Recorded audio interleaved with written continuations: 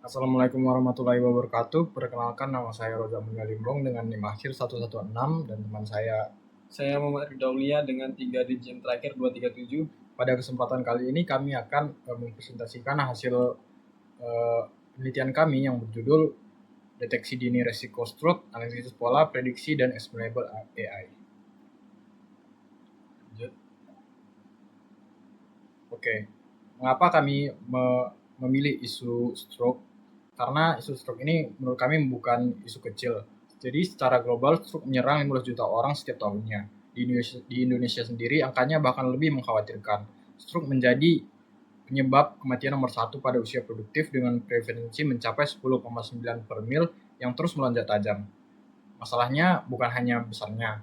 Masalah utamanya yaitu keterbatasan kognisi klinis konvensional. Seperti yang terlihat di diagram ini, risiko stroke bukan ditemukan oleh satu faktor tunggal, melainkan oleh kombinasi variabel yang saling berinteraksi, yaitu usia, hipertensi, kadar glukosa, BMI, kebiasaan merokok, hingga faktor genetik. Penelitian ini menunjukkan bahwa hingga 90% kasus stroke berkaitan dengan kombinasi faktor risiko yang sebenarnya dapat dimodifikasi. Ini artinya bisa dicegah asalkan kita punya alat deteksi yang cukup canggih untuk membaca pola-pola tersebut. Disinilah pendekatan komputasional multivariat yang menjadi sangat relevan. Next. Nah, lanjut ke fondasi analitik, yaitu dataset klinis dan framework CRISPR-DM. Untuk menjawab tantangan tersebut, kami membangun fondasi analitik yang kokoh. Data yang kami gunakan yaitu Kaggle Stroke Prediction Dataset, yang itu berisi 5.110 rekam medis pasien. Nah, dengan 11 atribut klinis mencakup usia, jenis kelamin, riwayat hipertensi, penyakit jantung, kadar glukosa, BMI, hingga status merokok. Tapi ada tantangan besar, dataset itu sangat tidak seimbang. Hanya 4,9 pasien mengalami stroke. Nah, sementara 95%-nya 95,1%-nya itu tidak. Kalau dibiarkan, model akan belajar malas, selalu memprediksi tidak stroke, dan terlihat akurat secara statistik. Padahal itu tidak berguna secara klinis. Nah, untuk mengatasinya, kita menerapkan teknik smooth synthetic monitoring oversampling teknik. Tetapi dengan disiplin ketat, smooth hanya diterapkan pada data training full, bukan pada data validasi. Nah, ini untuk mencegah data leakage yang dapat menggelembungkan performa model secara semu. Seluruh proses ini kami jalankan dengan 3 loop iterasi menggunakan framework CRISPR-DM mulai dari clustering, klasifikasi, sampai deployment. Lanjut. Nah, selanjutnya segmentasi Cummins menggunakan 4 profil risiko tersembunyi. Loop pertama kami yaitu analisis unsupervised menggunakan Cummins clustering dengan K sama dengan 4 yang menghasilkan Silhouette score 0,2282 dan Kalinski-Harbets Index 969,9. Jadi hasilnya menarik. Clustering ini mengungkap 4 profil risiko tersembunyi yang tidak terlihat dari data mentah divisualisasikan dalam matriks 2x2. Cluster 2 adalah yang terbesar, 50 yaitu 50,2% populasi berisi pasien muda hingga paruh baya dengan faktor risiko minimal. Ini kelompok risiko rendah. Cluster pertama mencakup 29,1% pasien paruh baya dengan peningkatan moderat pada kadar glukosa. Ini risiko menengah sampai rendah yang perlu mulai diperhatikan. Cluster 0 sebesar 11,6%, usia lebih tinggi dengan hipertensi yang mulai meningkat. Ini kelompok risiko menengah tinggi. Dan yang paling kritis adalah cluster 3 yaitu 9,2% dengan pasien dengan akumulasi faktor risiko terberat, usia lanjut, glukosa tinggi, prevalensi penyakit jantung, dan hipertensi yang tinggi. Inilah kelompok risiko tinggi yang harus menjadi prioritas intervensi. Kita lanjut ke slide prediksi akurat dan transparan dengan random forest dan explainable AI. Memasuki loop kedua, kami membangun model klasifikasi dan mengujinya dalam sebuah algoritma duel antara random forest dan decision tree. Dari sisi ROC AUC itu ukuran seberapa baik model membedakan pasien stroke dan non-stroke, random forest unggul dengan skor 0,7992 dibandingkan decision tree yang hanya 0,7737. Untuk recall atau sensitivitas klinis, decision tree sedikit lebih tinggi di 0,48 dibanding 0,46. Namun secara keseluruhan random forest itu memberikan keseimbangan yang lebih baik dengan F1 score 0,2460 sehingga kami memilihnya sebagai model utama. Tapi akurasi saja nggak cukup untuk konteks klinis. Dokter perlu tahu kenapa model memutuskan demikian. Nah, disinilah explainable AI dengan metode SHP berperan. SHP itu membuka kotak hitam model dengan menunjukkan bahwa dua fitur yang paling dominan secara konsisten adalah usia dan kadar glukosa rata-rata. Keduanya itu meningkatkan skor risiko secara signifikan, sementara BMI yang sehat justru menurunkan risiko. Nah, ini memberikan akuntabilitas yang dapat dipahami oleh tenaga kesehatan. Lanjut.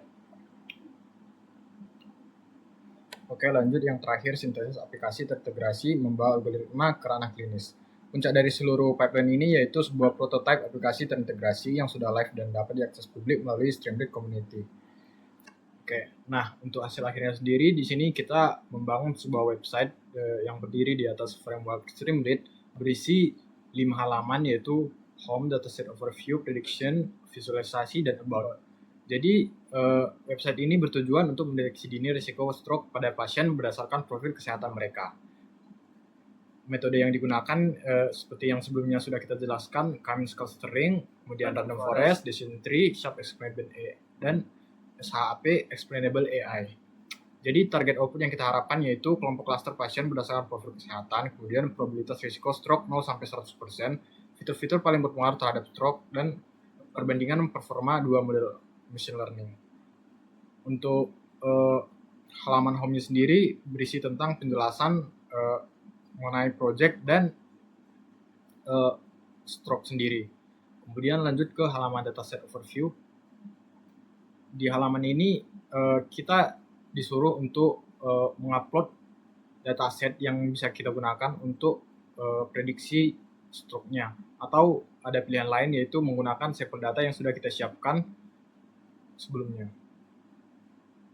Seperti dilihat di sini, informasi datasetnya seperti yang kita jelaskan pada presentasi sebelumnya. Oke. Kemudian di sini kita punya pilihan untuk melatih model machine learning kita. Oke, model berhasil dilatih, silakan gunakan menu prediction dan visualization. Lanjut ke menu prediction, di sini berisi form atau input data pasien yang berisi jenis kelamin, usia tahun, status pernikahan, tipe tempat tinggal, riwayat medis, riwayat hipertensi, dan gaya hidup. Di sini kita akan kasih contoh sedikit untuk demonya. Misal di sini jenis kelaminnya male, usia tahun 26, status pernikahan no, riwayat hipertensi tidak, rata-rata kadar gula, jenis pekerjaan misal private, tidak pernah merokok. Oke. Kemudian klik analisis risiko stroke. Bisa kita lihat di sini hasil prediksinya risiko menengah atau probabilitas stroke-nya 36,3%. Dan ada rekomendasi juga yaitu profil kesehatan Anda tergolong baik, pertahankan gaya hidup sehat. Oke, selanjutnya halaman visualisasi.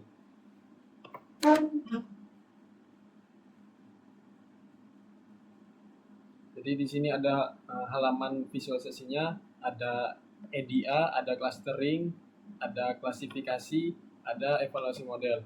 Nah, untuk yang prediksi analis tadi, ketika kita coba melakukan demo webnya, kita contoh ulang ya, kita pakai male, umurnya 31 tahun, udah menikah, terus tempat tinggalnya urban, riwayat hipertensinya pernah, kemudian tidak ada penyakit jantung, ininya nggak perlu kita ubah, coba BMI-nya kita tambahi. Terus dia udah pernah merokok, ininya seorang government, kita coba analisis risiko stroke.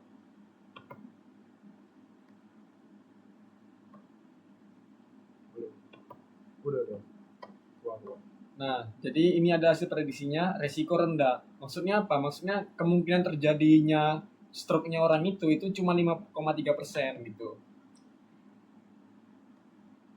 Kemudian ada kontribusi faktor risikonya. Nah, jadi di sini jelaskan ada tabelnya, ada skor-skornya, jadi kita bisa cek di website ini.